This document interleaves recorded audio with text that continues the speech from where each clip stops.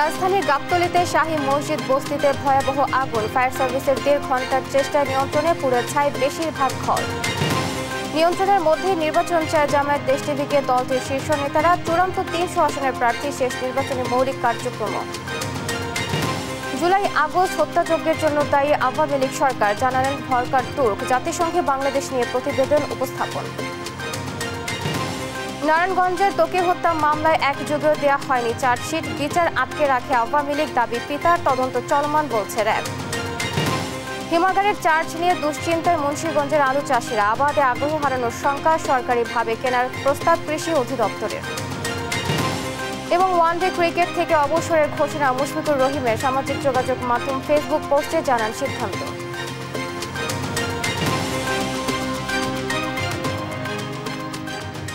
দেখছিলেন শিরোনাম সংবাদ, সকালের সঙ্গে আছি আমি আয়েশা বুক্তি।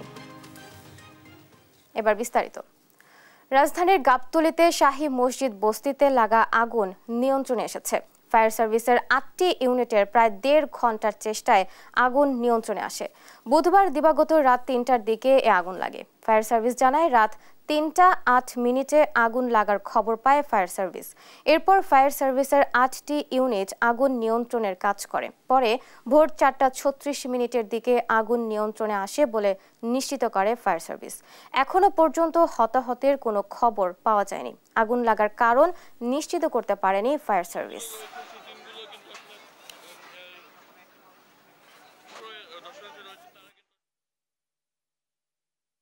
ভয়াবহ অগ্নিকাণ্ডে 5টি ঘর ও 2টি ব্যবসা প্রতিষ্ঠান পুড়ে ছাই হয়ে গেছে। বৃহস্পতিবার ভোর রাত 4:45টার দিকে শহরের জুবিলি স্কুল সড়কে মনসা মন্দির সংলগ্ন এলাকায় এ অগ্নিকাণ্ডের সূত্রপাত হয়। স্থানীয়রা জানায় মুহূর্তের মধ্যে আগুন ছড়িয়ে পড়ে। খবর পেয়ে ফায়ার সার্ভিসের 4টি ইউনিট দ্রুত ঘটনাস্থলে পৌঁছে আগুন নিয়ন্ত্রণে আনে। ফায়ার সার্ভিস জানায় এখনো পর্যন্ত অগ্নিকাণ্ডের সূত্রপাত জানা যায়নি, তবে প্রাথমিক তদন্তের পাশাপাশি ক্ষতিগ্রস্ত পরিবারের তালিকা সংগ্রহ চলছে।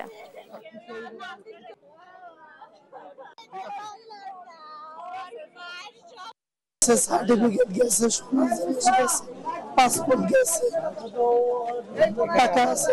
আমরা 4:58 সংবাদ পাই পটুয়াখালী স্কুল জুবলি স্কুল রোডে আগুন লেগেছে। আমরা দ্রুত ঘটনাস্থলে আসি। আমাদের 4টা ইউনিট এখানে কাজ করে। এখন পর্যন্ত কোনো হতাহত বা কোনো নিহত সংবাদ নাই। আমরা 5:35 আগুন সম্পূর্ণ নিয়ন্ত্রণে নিয়ে এসেছি। ডিসেম্বরের মধ্যে নির্বাচন চায় বাংলাদেশ জামায়াতে ইসলামী। এবার কিছু আসনে নয়, 300 আসনে প্রার্থী দিবে দলটি। এরই মধ্যে প্রার্থী তালিকাও চূড়ান্ত করেছে তারা। তবে জোট করলে কিছু আসনে শরিকদের ছাড় দেবে জামায়াত। নির্বাচনী কার্যক্রমের মৌলিক কাজও ইতিমধ্যে শেষ করেছে তারা। জাতীয় নির্বাচন নিয়ে দেশ টিভিকে এসব জানান জামায়াতের শীর্ষ নেতারা। জান্নাতুল মোহনার বিশেষ প্রতিবেদন। যতই দিন যাচ্ছে ততই দেশ এগিয়ে যাচ্ছে জাতীয় নির্বাচনের দিকে। নির্বাচন নিয়ে জোরে সোরে মাঠে রয়েছে জামায়াত ইসলামী। 1941 সালে দলটি যাত্রা শুরু হলেও স্বাধীন দেশে নানা চড়াই উতরাই পার করতে হয়েছে দলটিকে। দলের 2 নেতা মন্ত্রিত্বের স্বাদ পেলেও রাজনীতিতে নিষিদ্ধ করা হয় জামায়াতকে। 5 আগস্ট শেখ হাসিনা সরকারের পতনের পর 28 আগস্ট জামায়াতের উপর নিষেধাজ্ঞা প্রত্যাহার করে অন্তর্বর্তী সরকার। এরপর থেকেই ত্রয়োদশ জাতীয় নির্বাচনের প্রস্তুতি শুরু করে দলটি। আগের নির্বাচনে জামাত কিছু সংখ্যক আসনে লড়াই করলেও এবার 300 আসনে প্রার্থী দেওয়ার কথা জানান দলটির নেতারা। এরই মধ্যে প্রাথমিক প্রার্থিতা চূড়ান্ত করেছে তারা। আমরা আপাতত দলীয়ভাবে আমাদের দলীয় প্রস্তুতি সারা দেশেই নিচ্ছি, 300 আসনে নিচ্ছি, কিন্তু এটা চূড়ান্ত না, এটা একটা প্রাইমারি সিলেকশন। যখন নির্বাচন ঘনিয়ে আসবে, টাইমটা ম্যাচিউর পর্যায়ে আসবে, তখনই আমরা নির্বাচন প্রক্রিয়াটা দেখব, কোন কোন দল অংশগ্রহণ হচ্ছে দেখব, এই কোন দলের সাথে আমাদের ঐক্য হইতে পারে। ফ্যাসিজমের সাথে অবশ্যই নয়, দেশপ্রেমিক গণতান্ত্রিক ইসলামী শক্তি, এদের সাথে আমাদের ঐক্য হতে পারে। তবে আগামী নির্বাচনে ইসলামী ও অন্য ছোট দলগুলোকে সঙ্গে নিয়ে জোটবদ্ধ লড়াইয়েরও সম্ভাবনা রয়েছে জামায়াতের। এর প্রেক্ষিতে শরিকদের আসন ছেড়ে দেওয়া হবে বলে জানান নেতারা। বিভিন্ন ইসলামী দল আছে, অন্যান্য রাজনৈতিক দল আছে, তাদের সাথে আমরা একটা সমন্বয় করার জন্য আমরা চেষ্টা করছি, উদ্যোগ নিচ্ছি। সুতরাং সে সমস্ত জায়গাতে সিট অ্যাডজাস্টমেন্ট হবে অন্য দলের সাথে। এর বাইরেও দেশের অনেক প্রমিনেন্ট ভালো মানুষ আছে, আমরা তাদেরকেও ওই নির্বাচনে অ্যাকোমোডেট করার জন্য চিন্তাভাবনা করছি। ডিসেম্বরের মধ্যে নির্বাচন দাবি করে দ্রুত সংস্কারের প্রত্যাশাও জানায় জামায়াত। ডিসেম্বর তার আশেপাশে নির্বাচন হোক, এটাই আমরা চাই। বিএনপিও সংস্কার চাচ্ছে, কিন্তু তারা বেশি জোর দিচ্ছে নির্বাচনের উপরে, সংস্কারের উপরে তাদের চাপটা একটু কম। আর জামাতও সংস্কার চাচ্ছে, নির্বাচন চাচ্ছে। আমাদের জোরটা সংস্কারের উপরে একটু বেশি, কারণ কতিপয় বিষয়ে সংস্কার না করে যদি আগের মতো একটা নির্বাচন হয়, তাহলে তো আমরা আগের জায়গাতে ঢুকে পড়লাম। পতিত আওয়ামী সরকারের দমনপীড়নে দীর্ঘদিন কোণঠাসা জামায়াত নেতাকর্মীরা নির্বাচন ঘিরে এখন বেশ চাঙ্গা। নেতারা জানান, নির্বাচনের প্রাথমিক প্রস্তুতি সম্পূর্ণ হয়েছে, এখন অপেক্ষা নির্বাচনী তফসিল ঘোষণার। জান্নাতুল মোহনা, দেশ টিভি, ঢাকা। জুলাই আগস্টে হাসিনা সরকারের নির্দেশে নিরাপত্তা বাহিনী ও গোয়েন্দা বাহিনী পরিকল্পিতভাবে বিচার বহির্ভূত গণহত্যা চালিয়েছে বলে জানিয়েছেন জাতিসংঘের মানবাধিকার বিষয়ক হাই কমিশনার ভলকার তুর্ক। জেনেভায় সংস্থাটির তথ্য অনুসন্ধান দল প্রতিবেদন প্রকাশকালে এ কথা জানায়। এ সময় উপস্থিত আইন উপদেষ্টা ডক্টর আসিফ নজরুল জানান, স্বাধীন ও নিরপেক্ষভাবে জুলাই গণহত্যার বিচার নিশ্চিত করা হবে। আরও জানাচ্ছেন জান্নাতুল মোহনা। ছাত্র জনতার আন্দোলন কতটা নৃশংসভাবে দমনের চেষ্টা করেছিল বিগত আওয়ামী লীগ সরকার, তার তদন্তে বাংলাদেশে প্রায় 2 মাস অবস্থান করে জাতিসংঘের তথ্যানুসন্ধান দল। গেল 12 ফেব্রুয়ারি তদন্ত প্রতিবেদন প্রকাশের পর বুধবার বাংলাদেশ সময় সন্ধ্যা 6টায় সদস্য দেশগুলোকে বাংলাদেশে সংঘটিত নৃশংস গণহত্যা সম্পর্কে জানান দিতে আলোচনা অনুষ্ঠানের আয়োজন করে জাতিসংঘের মানবাধিকার বিষয়ক হাই কমিশনার ভলকার তুর্ক। এতে অংশ নেন অন্তর্বর্তী সরকারের আইন উপদেষ্টা ডক্টর আসিফ নজরুল, শহীদ পরিবারের সদস্য এবং নাগরিক সমাজের প্রতিনিধিরা। No man can arbitrarily shoot or demean any innocent poor man. আলোচনার শুরুতে জুলাই গণহত্যার তথ্য উপাত্ত সহ প্রমাণাদি তুলে ধরে জাতিসংঘের মানবাধিকার সংস্থা। এ সময় ভলকার তুর্ক জানান, হাসিনা সরকারের মদতেই নিরাপত্তা বাহিনী ও গোয়েন্দা বাহিনী পরিকল্পিতভাবে এই গণহত্যা চালিয়েছে। February this year, we believe that former government officials ফেব্রুয়ারির 12 তারিখ সাবেক হাসিনা সরকারের নির্দেশে নিরাপত্তা বাহিনী ও গোয়েন্দা বাহিনী পরিকল্পিতভাবেই বিচার বহির্ভূত গণহত্যা চালায়। সাধারণদের আটকে নির্যাতন করা হয়, যার শিকার বিক্ষোভে আন্দোলনরত শিক্ষার্থী সহ নারী শিশুরাও। জুলাই গণহত্যার তদন্ত ও বিচার স্বাধীন এবং নিরপেক্ষভাবে করতে অন্তর্বর্তী সরকার প্রতিশ্রুতিবদ্ধ বলে জানান আইন উপদেষ্টা ডক্টর আসিফ নজরুল। চলমান বিচার প্রক্রিয়া নিশ্চিতে জাতিসংঘের তদন্ত প্রতিবেদন থেকে প্রাপ্ত তথ্য প্রমাণ ব্যবহার করা হবে বলেও জানান তিনি। মানবাধিকার সংগঠনের অনুসন্ধানে উচ্ছেদিত সরকারের মানবতা বিরোধী কার্যক্রম উঠে এসেছে, যেখানে গণহত্যা সাধারণের ওপর অসম বল প্রয়োগ করা হয়েছিল। এ অপরাধে ব্যবহৃত সব আলামত সংগ্রহ করা হয়েছে। আমি আবারও মনে করিয়ে দিতে চাই, জুলাই গণঅভ্যুত্থানে সংগঠিত গণহত্যার তদন্ত ও বিচার প্রক্রিয়া সুষ্ঠুভাবে পরিচালনার জন্য অন্তর্বর্তী সরকার প্রতিশ্রুতিবদ্ধ। চলমান বিচার প্রক্রিয়া নিশ্চিতে জাতিসংঘের তদন্ত প্রতিবেদন থেকে প্রাপ্ত তথ্য প্রমাণ ব্যবহার করা হবে। পক্ষপাতিত্ব না করে ভুক্তভোগী, প্রত্যক্ষদর্শী, জাতীয় ও আন্তর্জাতিক সংস্থার সহায়তায় জুলাই আগস্টে ঘটে যাওয়ার নৃশংসতা প্রতিবেদনে তুলে ধরা হয়েছে বলে জানান জাতিসংঘের মানবাধিকার বিষয়ক হাই কমিশনার ভলকার তুর্ক। জান্নাতুল মোহনা, দেশ টিভি, ঢাকা।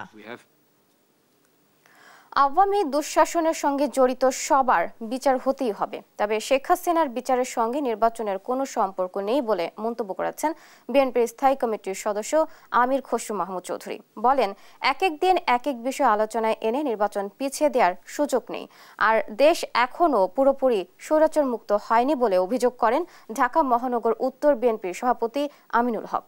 সাইফুল রিপনের প্রতিবেদন।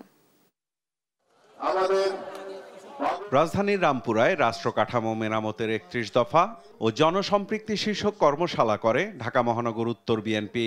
বিএনপির নেতা কর্মীরা বেঁচে থাকতে ভোট দিয়ে ষড়যন্ত্র বাংলার মাটিতে হতে দিবে না। এ সময় ষড়যন্ত্র মোকাবিলায় সকলকে ঐক্যবদ্ধ থাকার আহ্বান জানান উত্তর বিএনপির সভাপতি আমিনুল হক। আমরা এদেশের সাধারণ মানুষকে সাথে নিয়ে বাংলাদেশের বিরুদ্ধে বিদেশি বলেন দেশি বলেন যারাই ষড়যন্ত্র করবে, যারাই দোষর হিসেবে কাজ করবে, আমরা দৃঢ় হাতে তাদেরকে মোকাবেলা করব ইনশাআল্লাহ। এদিকে রাজধানীর একটি হোটেলে বাংলাদেশের শিপ রিসাইক্লিং শিল্পের চ্যালেঞ্জ ও সম্ভাবনা শীর্ষক আলোচনায় অংশ নেন বিএনপির স্থায়ী কমিটির সদস্য আমির খসরু মাহমুদ চৌধুরী। আগামী দিনে সুযোগ থাকলে আমরা সিরিয়াস ডিরেগুলেশন করে ফেলবো বাংলাদেশে, সিরিয়াস ডিরেগুলেশন। পরে চলমান বিভিন্ন ইস্যুতে সাংবাদিকদের প্রশ্নের জবাব দেন তিনি। আওয়ামী লীগের যারা দুঃশাসন যত সবার বিচার হতে হবে, তাই না? হাসিনার তো বটেই। সুতরাং বিচারের সাথে নির্বাচনের কোনো সম্পর্ক আমরা তো দেখতে পাচ্ছি না এখানে। কে এটার জন্য হবে না নির্বাচন, কালকে আরেকটার জন্য হবে না, পরশু আরেকটার জন্য, কত কথাই তো শুনতেছি। এই সমস্ত কথাবার্তা বলে নির্বাচন ব্যবস্থা, গণতান্ত্রিক ব্যবস্থাকে পিছিয়ে নেওয়ার কোনো সুযোগ নেই। আমির খসরুর মতে যে কোনো দল যে কোনো মতবাদ নিয়ে আসতে পারে, তবে এ নিয়ে নির্বাচনের মধ্য দিয়ে জনগণের ম্যান্ডেট নিতে হবে। মতামত তো সবারই থাকতে হবে। আমাদেরও 31 দফা এই সংস্কার প্রস্তাব আছে না, এটা তো আমরা চাইলে কালকে বাস্তবায়ন করতে পারবো। আমাকে জনগণের কাছে যেতে হবে, জনগণ যাদেরকে ম্যান্ডেট দেবে সেগুলো বাস্তবায়ন হবে। ঐকমত্যের ভিত্তিতে সিদ্ধান্ত নেয়ার আহ্বান জানিয়ে তিনি বলেন, কোনো সিদ্ধান্ত চাপিয়ে দেয়া যাবে না। কোনো পথ তো নাই, পথ তো একটা। সাইফুল রিপন, দেশ টিভি, ঢাকা। নারায়ণগঞ্জের মেধাবী কিশোর তানভীর মোহাম্মদ ত্বকি হত্যার 12 বছর আজ। আলোচিত এই হত্যাকাণ্ডের 1 যুগ পেরিয়ে গেলেও মামলার অভিযোগপত্র দাখিল করা হয়নি। ত্বকির পিতার অভিযোগ, খুনিরা প্রভাবশালী রাজনৈতিক পরিবারের সদস্য হওয়ায় বিচার আটকে রেখেছিল ক্ষমতাচ্যুত আওয়ামী লীগ সরকার। অন্তর্বর্তী সরকার দায়িত্ব নেওয়ার পর ত্বকি হত্যা মামলায় 6 জন গ্রেফতার হলেও এখনও পলাতক অনেকে। সহকর্মী বিল্লাল হোসেনের রিপোর্ট, জানাচ্ছেন আপন অপু। 2013 সালের 6 মার্চ নারায়ণগঞ্জ শহরের শায়েস্তা খান রোডের বাসা থেকে বেরিয়ে নিখোঁজ হন এইচএসসি পরীক্ষার্থী তানভীর মোহাম্মদ ত্বকি। 2 দিন পর কমোদিনী খালে পাওয়া যায় তার লাশ। মামলার পর এ ঘটনায় 6 জন গ্রেপ্তার হয়। তাদের জবানবন্দিতে উঠে আসে এই হত্যাকাণ্ডে জড়িত নারায়ণগঞ্জের সাবেক সংসদ সদস্য শামীম ওসমানের ভাতিজা আজমেরী ওসমানের নাম। তার নেতৃত্বে অপহরণের পর হত্যা করা হয় ত্বকিকে। হত্যাকাণ্ডের 1 বছর পর তৎকালীন র্যাবের অতিরিক্ত মহাপরিচালক জিয়াউল আহসানও বলেন একই কথা। জানানো হয় দ্রুত আদালতে অভিযোগপত্র দাখিল করা হবে। তবে এরপর কেটে গেছে 1 যুগ, দাখিল হয়নি অভিযোগপত্র। বিগত স্বৈরাচারী আওয়ামী সরকার আমলের পর্যন্ত আমরা বিচারটি পাইনি। আমরা প্রত্যাশা রাখি এই সরকার অনতিবিলম্বে এই অতি জরুরি এবং মর্মান্তিক হত্যাকাণ্ডের বিচারটি করে নারায়ণগঞ্জবাসীদেরকে কলঙ্কমুক্ত করবেন। বিগত যে সরকার প্রধান ছিলেন তিনি সংসদে দাঁড়িয়ে খুনি শামীম ওসমান পরিবারের পক্ষে অবস্থান নিয়েছিলেন এবং তিনি বলেছিলেন যে আমরা এই ওসমান পরিবারটির পাশে আছি। আমি মনে করি ত্বকি হত্যার বিচারটা দ্রুত করা হোক এবং এটা আমার নারায়ণগঞ্জবাসীর এটা প্রাণের দাবি। হত্যাকাণ্ডে ওসমান পরিবার জড়িত থাকায় এত বছর শেখ হাসিনা বিচার আটকে রেখেছিল বলে অভিযোগ নিহত ত্বকির পিতার।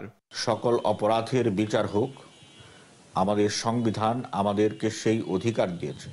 দুর্বৃত্তদের কাছে সরকার কখনোই জিম্মি থাকতে পারে না, রাষ্ট্র কখনোই দুর্বৃত্তদের কাছে সেখানে নতজানু হতে পারে না। আমরা ত্বকি হত্যার বিচার চাই। ত্বকি হত্যা মামলার আইনজীবী জানালেন, তদন্তকারী কর্মকর্তা চার্জশিট দিলে দোষীদের বিচারের আওতায় আনা সম্ভব। আর এখনো তদন্ত চলমান বলে জানিয়েছে র্যাব 11 এর অধিনায়ক। তদন্ত চলমান আছে, বাদীর সাথে যিনি বাদী তার সাথে আমাদের রেগুলার যোগাযোগ হচ্ছে, তিনি আমাদের সহায়তা করছেন, আমরা চেষ্টা করছি। আপনারা জানেন আমাদের 5 জন আসেন 5 আগস্টের পরে, তদন্ত চলমান আছে। সাংবিধানিকভাবে সকলেরই অধিকার আছে বিচার পাওয়ার। আমি মনে করি ত্বকি হত্যার বিচার পাওয়া উচিত এবং এটা চার্জশিট দেওয়া উচিত বিজ্ঞ আদালতে। এই পর্যন্ত বহু প্রায় 75-78টার মতো তারিখ গেছে, তারা শুধু সময়ে চলে গেছে। আওয়ামী সরকার পতনের পর অন্তর্বর্তী সরকার দায়িত্ব নিলে ত্বকি হত্যা মামলায় নতুন করে 6 জনকে গ্রেফতার করে র্যাব। তাদের মধ্যে আজমেরী ওসমানের গাড়ি চালক ও সহযোগীরা রয়েছেন, তবে পালিয়েছেন মূল হোতা আজমেরী সহ অন্যান্যরা। নিউজ ডেস্ক, দেশ টিভি। হযরত শাহজালাল আন্তর্জাতিক বিমানবন্দরে 3য় টার্মিনাল উদ্বোধন শুরুর দিন থেকেই বিশ্বমানের গ্রাহক সেবা দিতে প্রস্তুত বিমান বাংলাদেশ এয়ারলাইন্স। বুধবার বিমানের বহরে যুক্ত হওয়া নতুন 32টি অত্যাধুনিক গ্রাউন্ড সাপোর্ট ইকুইপমেন্ট উদ্বোধন করে একথা বলেন বিমান পরিচালনা পর্ষদের চেয়ারম্যান আব্দুল মুঈদ চৌধুরী। এ সময় 3য় টার্মিনাল পরিচালনায় আন্তর্জাতিক মান বজায় রাখতে কোনো প্রকার ছাড় দেওয়া হবে না বলে মন্তব্য করেন সিভিল এভিয়েশন চেয়ারম্যান। বিস্তারিত আলিমুজ্জামান সাফওয়ানের রিপোর্ট। প্রায় 22,000 কোটি টাকা ব্যয়ে নির্মিত হযরত শাহজালাল আন্তর্জাতিক বিমানবন্দরের তৃতীয় টার্মিনালের গ্রাউন্ড হ্যান্ডলিংয়ের দায়িত্ব পেয়েছে বিমান। তারই ধারাবাহিকতায় বিমানের সক্ষমতা বৃদ্ধিতে গেল 6 মাসে প্রায় 90 কোটি টাকার যন্ত্রপাতি যুক্ত হয়েছে বিমানের গ্রাউন্ড সাপোর্ট ইকুইপমেন্ট জিএসি বিভাগে। আগামী 6 মাসে আরও প্রায় 150 কোটি টাকার যন্ত্রপাতি যুক্ত হবে রাষ্ট্রীয় পতাকাবাহী সংস্থাটিতে। বুধবার দুপুরে নতুন যুক্ত হওয়া যন্ত্রপাতি কমিশনিং করে বিমান, যা উদ্বোধন করতে আসে সিভিল এভিয়েশনের চেয়ারম্যান ও বিমানের ঊর্ধ্বতন কর্মকর্তারা। এ সময় বিমান পরিচালনা পর্ষদের চেয়ারম্যান বলেন, তৃতীয় টার্মিনালের অপারেশনকে সামনে রেখে পুরোদমে প্রস্তুত হচ্ছে বিমান। চালুর দিন থেকে বিশ্বমানের সেবা দেওয়া সম্ভব হবে। হিউম্যান রিসোর্সেস আছে বলেই তো আমরা এখন রিক্রুট করতেছি এবং এমনভাবে করছি যাদেরকে ট্রেনিং দিয়ে আমরা রেডি করতে পারি। অবশ্যই এই সময় আমি যুদ্ধ শেষ হওয়ার পরে ট্রেনিং দিলে লাভ হবে। বিমান যেদিন থেকে থার্ড টার্মিনাল সরকার চালু করবে, বিমান সেই দিন থেকে এই সার্ভিস দিতে পারবে, সেইভাবেই প্রস্তুতি নেওয়া হচ্ছে। আর সিভিল এভিয়েশন চেয়ারম্যান বলেন, বর্তমান টার্মিনালের সক্ষমতা কম হওয়া সত্ত্বেও গ্রাউন্ড হ্যান্ডলিংয়ে বেশ উন্নতি করেছে বিমান। তবে তৃতীয় টার্মিনাল পরিচালনায় আন্তর্জাতিক মান বজায় রাখতে কোনো প্রকার ছাড় দেওয়া হবে না। প্রতিটা অর্গানাইজেশন কিন্তু তেমনভাবে পার্টনার আছে। আমরা যদি কাস্টমস বলি, ইমিগ্রেশন বলি, সিকিউরিটি বলি, এভিয়েশন সিকিউরিটি বলি, প্রত্যেকে কিন্তু পার্টনার। সো প্রত্যেকের ক্ষেত্রে কিন্তু আমাদের এই ক্যাপাসিটি বিল্ডটা করতে হবে থার্ড টার্মিনালের জন্য। এবং আমি আগেই বলে দিচ্ছি যে সবাইকে কিন্তু এই ক্যাপাসিটি বিল্ডিং করতে হবে এবং এই প্রসেসটাকে দ্রুততার সাথে করতে হবে। কাউকে কোনো কিন্তু ছাড় আমরা এখানে এই টার্মিনালে দিব না, থার্ড টার্মিনালে, কারণ আমরা আন্তর্জাতিক মানটা ধরে রাখতে চাই। উদ্বোধন শেষে প্রায় 54 কোটি টাকা ব্যয়ে 6 ধরনের মোট 32টি অত্যাধুনিক গ্রাউন্ড সাপোর্ট ইকুইপমেন্ট ঘুরে দেখেন অতিথিরা। আলিমুজ্জামান সাফওয়ান, দেশ টিভি, ঢাকা। ঈদ সামনে রেখে নতুন করে সেজে উঠেছে ফ্যাশন হাউসগুলো। নানা ট্রেন্ডি পোশাকের সঙ্গে স্বাচ্ছন্দ্যের কথা মাথায় রেখে পসরা সাজিয়েছেন দোকানিরা। ঈদ আয়োজনে ছেলেদের পোশাকে প্রাধান্য পাচ্ছে ওয়েস্টার্ন ধারার, সঙ্গে এথনিকের চলনও রয়েছে। নারীদের পছন্দের তালিকার শীর্ষে রয়েছে সুতির পাশাপাশি পাকিস্তানি পোশাক। আরও জানাচ্ছেন তন্দ্রা তারুণ্য।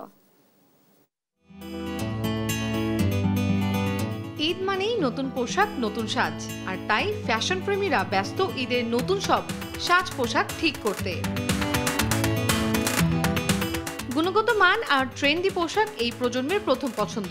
এবারের ঈদ ফ্যাশনে তাই আধিপত্য করছে আরামদায়ক ও ট্রেন্ডি পোশাক। ফ্যাশন হাউসগুলোতে ঈদ কালেকশনেও দেখা মেলে নতুনত্বের। ক্রেতা বিক্রেতারা বলছেন, গতবারের তুলনায় এবারের ঈদ কালেকশন কিছুটা ভিন্ন। এগুলো নতুন কালেকশন এসেছে এবার, একটু ফ্রক প্যাটার্নের, একটু ডিফারেন্ট কাটের এবং কালারফুল, এই ড্রেসগুলো এবার বেশি আসে। নারীদের পছন্দের তালিকায় থাকছে লম্বা গাউন, হালকা রঙের থ্রি পিস, কটন লিনেনের কামিজ। অন্যবারের চেয়ে পাকিস্তানি ড্রেসের চাহিদা এবার কিছুটা বেশি। কেউ কেউ আবার ঝুঁকছেন দেশীয় পোশাকের দিকে। First choice Pakistani three piece. সবাই একটু পাকিস্তানি কালেকশনের উপরে একটু বেশি ঝোঁক। পাকিস্তানিটা পছন্দ করি, কাপড়টা কোয়ালিটি ভালো, অথবা বাংলাদেশে। আর বাংলাদেশের কাপড় এখন অনেক মান উন্নত হয়েছে। পুরুষদের ফ্যাশনে চলছে কটন পাঞ্জাবি, কাবলি, ডিজাইনার শার্ট ও ডেনিমের ট্রেন্ড। এথনিক স্টাইলের চাহিদাও কম নয়। এবার ছিমছাম ডিজাইনের পাঞ্জাবি পুরুষদের তালিকার শীর্ষে রয়েছে, সাথে ফ্যাশনেবল ঘড়ি বা অন্যান্য ম্যান্স ওয়্যার তো থাকছেই। একদম কটনের মধ্যে যে পাঞ্জাবিগুলো আছে, সময় তো সবসময় এটা পাঞ্জাবি চাহিদা সবসময় তুঙ্গে থাকে। আগের তুলনায় এবার অনেক ভেরিয়েশন, এটা আমাদের জন্য positive. Heavy force brand, Seiko 5, Fossil, হ্যাঁ এখন এগুলো ভালো ট্রেন্ডিংয়ে চলতেছে। অনেক দোকানেই দেখা মেলে বিশেষ মূল্য ছাড়ের। বিক্রেতারা বলছেন, ক্রেতাদের কথা মাথায় রেখেই চলছে এমন অফার। রমজানের শুরুতে আশানুরূপ বিক্রি না হলেও মার্কেটগুলোতে কম নয় ক্রেতা সমাগম। 10 রমজানের পরে জমে উঠবে ঈদ কেনাকাটা, এমনটাই প্রত্যাশা বিক্রেতাদের। তন্দ্রা তারুণ্য, দেশ টিভি, ঢাকা।